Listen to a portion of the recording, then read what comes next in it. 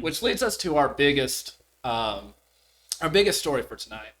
So Pew in 2017 put out this survey that they called people all over America. They asked them these questions, and it kind of fell along the same lines of a 2014 survey. It says, as long simmering debates continue over how American society should commemorate the Christmas holiday, a new Pew Research Center survey finds the most U.S. adults believe the religious aspects of Christmas are emphasized less now than in the past, even as relatively few Americans are bothered by this trend. In addition, a declining majority say religious displays such as nativity scenes should be allowed on government property, and compared with 5 years ago, a growing share of Americans say it does not matter to them how they are greeted in stores and businesses during the holiday season, whether with Merry Christmas or, less religious holidays, greetings like Happy Holidays. So there's been a moral decline in America. This is probably an X does not equal Y scenario, but I think some of it does. Mm-hmm. Some of it goes to how Christmas is slowly going from a very religious, very Christian holiday into the secular holiday where Santa comes and brings gifts. It has turned into a secular holiday. There's no other way around it, even among Christians. I agree with you. Now, when I'm in a store and someone says Happy Holidays, I always say Merry Christmas. Always. Yeah. And that may just be a little stubbornness in my part. People we need to be more stubborn in a lot of ways. But the fact is I can remember several years ago, I have a friend who now lives in North Carolina. I hope you're watching the show, Chris. He was the tax collector in Okaloosa County where I lived. And he actually had a guy who brought a suit against the tax collector's office because he played Christian Christmas music during the holidays. When was this? This was in 1999, 2000. Wow. And he made a big stink, first of all, in the paper. And if I'm not mistaken, he actually sued the tax collector's office for playing Christmas music on public. It's a public office, elected office. It's funded by public funds, and this guy wanted it all. Any mention of anything Christian on Christmas music, you can't separate the two. No, you can't, because you cannot. Yeah. And I don't think anything came of it. Long-standing case law is pretty clear. Mm-hmm. It's kind of his discretion. Like nativity scenes on the courthouse lawn. Well, a lot of places are trying to cut that down too, as we're going to see in a minute. They're facing an uphill battle. Mm-hmm. They are, because there's been a lot of case law that said yes, it should be secular, but we're not going to worry about it right here. Kind of like red mass for the Supreme Court. Yeah. Well, going back to, and this is a little bit of a tangent here, but people think that there's separation of government and religion, difference between church and state, but that doesn't mean that elected officials check their beliefs at the door. Some people think they should. But I don't That's think ridiculous. It's not really. Why you're not going to vote for someone and then say, okay, all of your morals, ideas, worldview should be.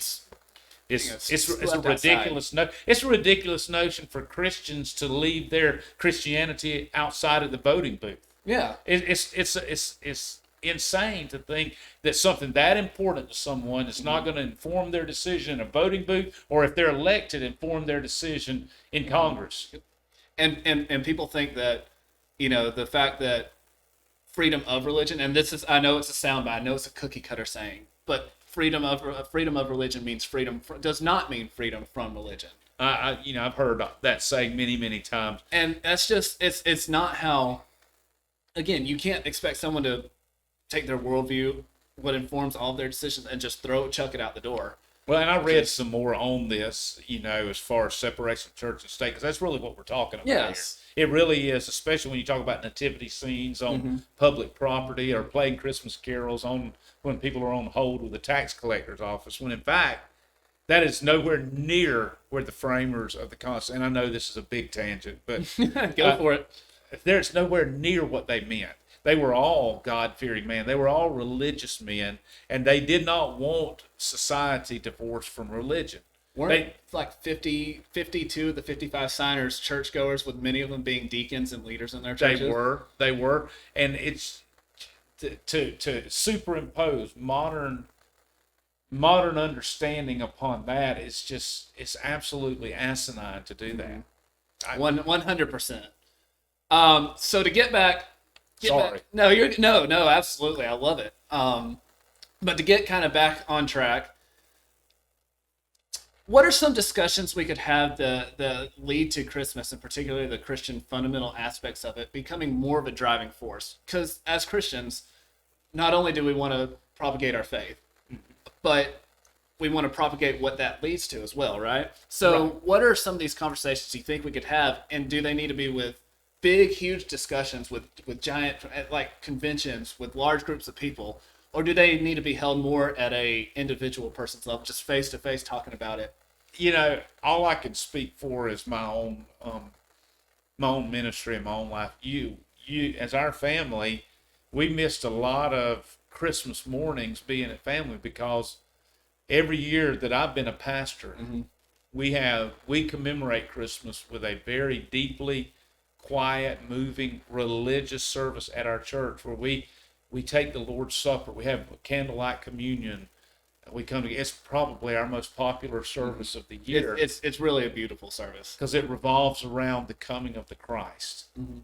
Now, of course, a church is going to do that, but I didn't grow up in a church that was like that.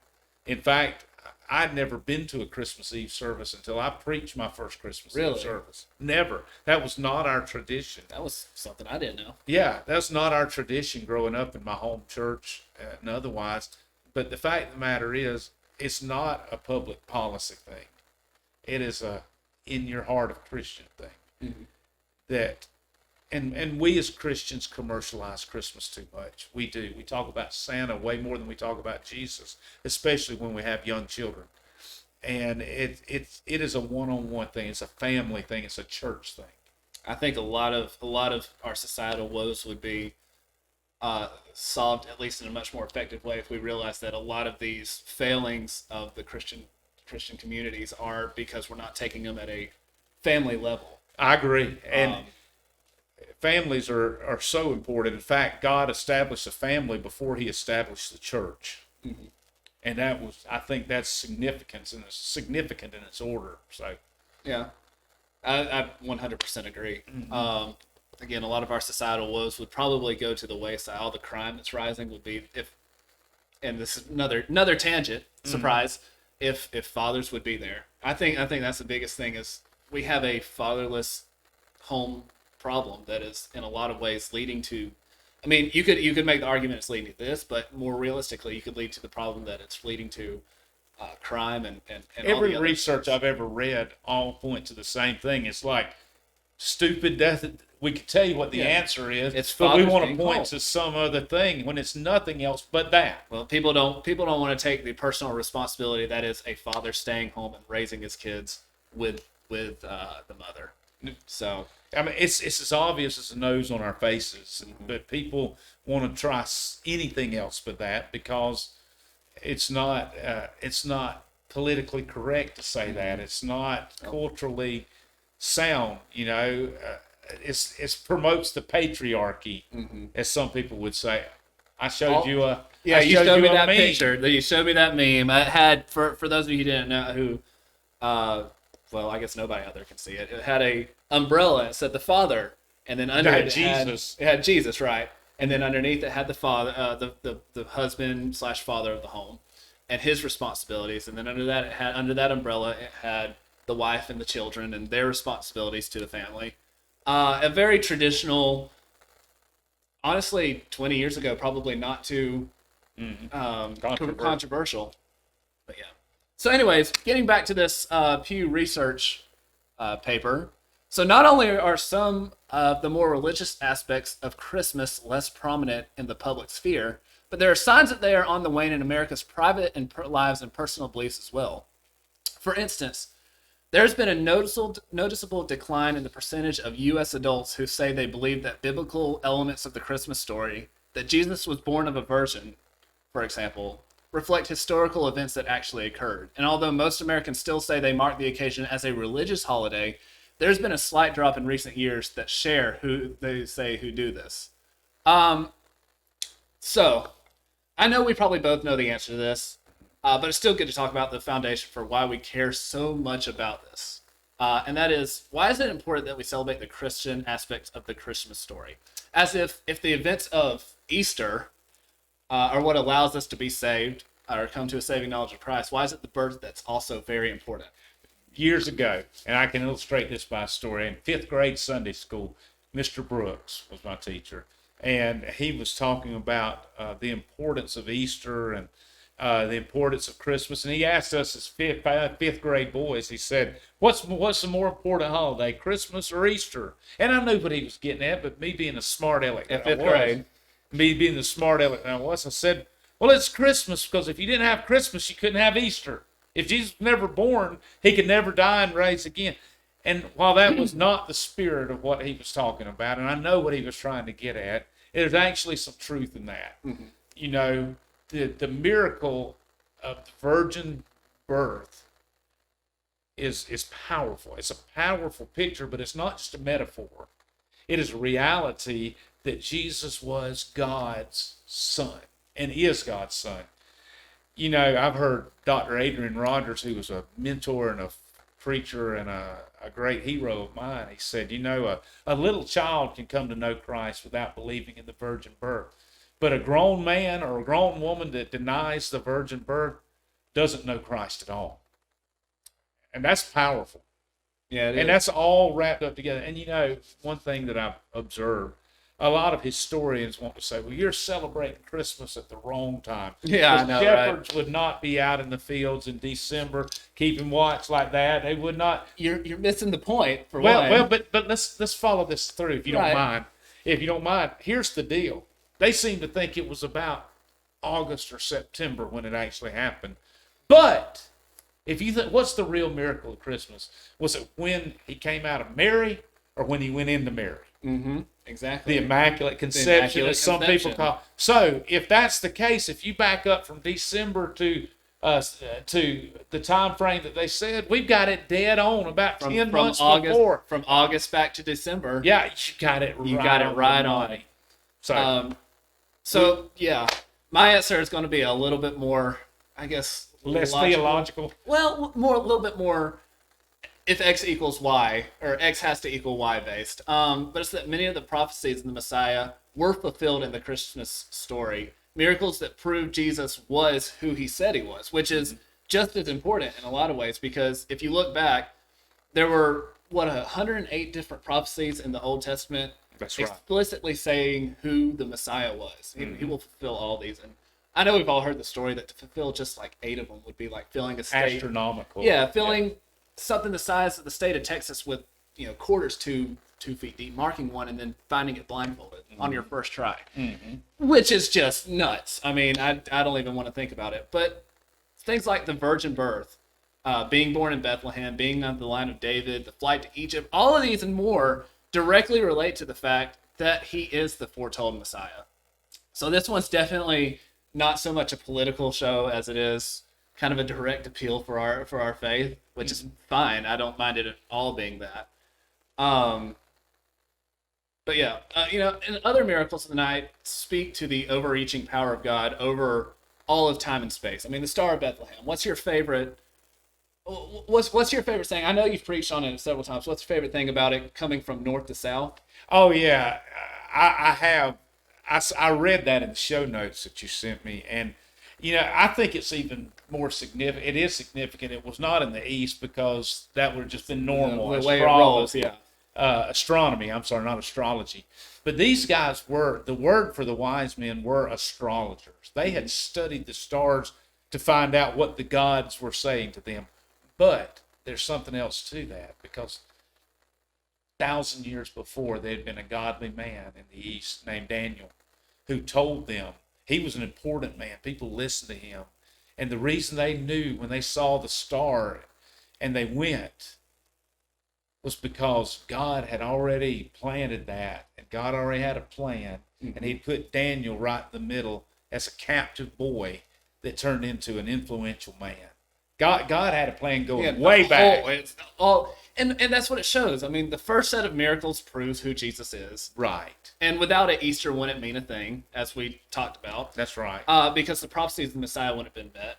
But the second set also shows the mighty power of God over not just our lives, but all of human history. And both sets show why the Christian aspects of the Christmas story should be celebrated as prime over the cultural aspects. That's right. I I agree. We are all on the same page tonight. I thought we'd have some disagreements here. I know. Honestly, and we'll talk about it a little bit more, but I didn't realize I had such juggernauts as Adrian Peterson on my side about. And you mean Adrian Rogers? Adrian Rogers. Yeah, Adrian Peterson is a Hall of Fame running Go back. ahead. Yeah, Go ahead. but not Adrian Rogers. Yeah. Adrian Rogers. Yeah. Both juggernauts in their own field. But I'm glad that I have that because, as you'll see in a little bit. Mm-hmm. But some of the way, going back to the article, but some of the ways Americans think about and commemorate Christmas appear to be moving in a more secular direction. For instance, while 2/3 of the Americans continue to say that Christian displays like nativity scenes should be permitted on government property during the holidays, the share who say these displays should be allowed on their own, unaccompanied by symbols of other faiths, has declined by 7 percentage points since 2014. Meanwhile, the share of Americans who believe that no religious displays should be permitted on government property has grown from 20 to 26% over the past 3 years. Remember, this was 4 years ago. Who knows where it's grown to now? Mm-hmm. But it's this next part that really is troubling to me as a Christian, and it's that while most Christians, 73%, continue to think displaying religious symbols on government property is acceptable, Christians as a whole have become less supportive of the position over the years. The change is most pronounced. This is not it. The next is. But as we can see, putting out nativity scenes across many people of faith and not is going down. So, first off, I just want to get this out of the way. My opinion of religious display should be allowed. Yes, they should. As we talked about before, there's a separation of church and state, but there's not a mandate to take Christianity or any other religion completely out of governing. You can't take that out of somebody without 100% changing who they are, what they believe. Right. Unfortunately, this puts me in the position of having to defend the satanic displays that are put up as well, or the Muslim displays. I'm sure, actually, Hanukkah, whatever.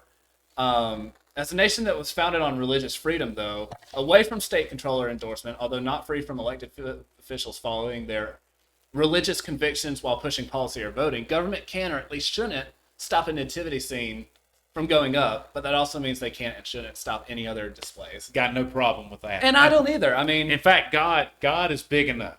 Yeah. God can handle it. Yeah, he can. I got no problem. It actually only accentuates who God is by having this religious freedom. And I'm a Baptist, and Baptists, even before there was a Southern Baptist Convention, have always been known as people of religious freedom, no matter what you believe. So I got no problem with what you're saying. If I'm not mistaken, the Southern Baptists and the Baptists in general came almost directly from as an offshoot of the Puritans who came over. Am I right about that? No, not exactly. Okay, but it's okay. There goes my history lesson. That's okay. You're fine. Yeah. Sometimes I got to be fact checked live. Anabaptists is where we came from. Yeah. Different group of dogs. All right. Well, you learn something every day. But sorry about that. No, you're sorry fine. To correct you. I would rather get it right with you correcting me. Okay. In honesty. So this is the one, I kind of jumped the gun earlier. This is the one that makes me very sad. So at the same time, again from Pew, the new study finds a small but significant decline in the share of Christians who believe in the Christmas narrative contained in the Bible. To be sure, large majorities of Christians still believe in key elements of the nativity story as described in the Bible. But the shares of Christians who believe in the virgin birth, the visit of the Magi, I'll make sure I say that right, the announcement of Jesus' birth by angels, and the baby Jesus lying in the manger have all ticked downward in recent years. Overall, the share of Christians who believe in all four of these elements of the Christmas story have dipped from 81%. So in 2014, it was already, 1 in 4 Christians didn't believe in this, to 76. So that's 1 in 4. 1 in 5 didn't believe. Now it's 1 in 4. As of 2017, with the way that the world's going, I imagine there's some sort of downward tick there in the past 4 years to where we are today. and this decline has been particularly pronounced among white mainline Protestants, which is really sad. And this is, to me, the most disconcerting statistic of all. As I said before, several of these that they mentioned there are instrumental to the broader story of Christ. Without a belief in these Christmas miracles, Christmas means nothing, Easter means nothing, Christianity means nothing. I mean, without these, your faith means nothing. I agree. And here's the thing. Honestly, I have a hard time getting worked up about somebody causing a stink and taking down the nativity scene in front of a courthouse. This bothers me more. I agree. Because it directly relates to the hearts of Because either Jesus is who he said he was or he's not. And if he's not, then as Paul wrote, then your faith is in vain and it's useless. And so all you're doing is you're echoing what Paul told us in the New Testament. I've got some, I'm glad my theology is right on this. It's pastor approved. You can say it any way you want to. I agree. That's the most troubling part of all of this. And this has to lead somewhat to, 5% in 3 years within the church. And the church has always acted as a check against immoral acts being rampant in the world in a lot of ways. So the decline in this has got to at least be partially one of the reason it's mirrored in our society. It magnifies it. It does, no doubt about it. So I had this question here for you, and I think we've already answered it, but we'll talk about it again. Not believing in the miracles of Christmas, taken to its logical conclusion that Jesus couldn't possibly be the Messiah because he wouldn't fulfill the prophecy, means that you can never come to a saving knowledge of him, or you just believe that Jesus' death saved you. Without belief in this foundational prophecies, if you don't believe they were fulfilled by accepting the virgin birth, etc., is it still enough to? Without that, is there still enough for you to come to a saving knowledge of Christ? No, and I think my response that I talked about, with all due respect to Adrian Peterson, Adrian Rogers said, I think gives my answer to that. Honestly. You just can't. You can't deny something that critical and still intellectually or spiritually know Christ. You just can't do it. And there's some fringe things that we can disagree on between Christian groups that's not going to affect whether you're saved or not. These aren't any of those fringe things. These are first order theology. First order theology. So we're on the same page again. I tell you, this is kind of like, I know. I was hoping we'd have a little bit of disagreement about something. In the fields of France, when the Germans and the Americans declared a truce at Christmas Eve, That's a great story, by the way. If you never heard it, look it up. It's quite an interesting wartime tale. Garth Brooks made a great song out of it. There you go. So hopefully next time you come on, we'll definitely pick topics that we disagree about. Fair enough. It's hard at Christmas time. Yeah, it is, because it's just so mainline. And I can see we're spelling Christmas with a pound sign now. Is the pound sign silent or what? No, I'm just kidding. Go ahead. I'm just being silly. Was that a West Wing reference? It was. Okay. It was. Also another good show, even if it does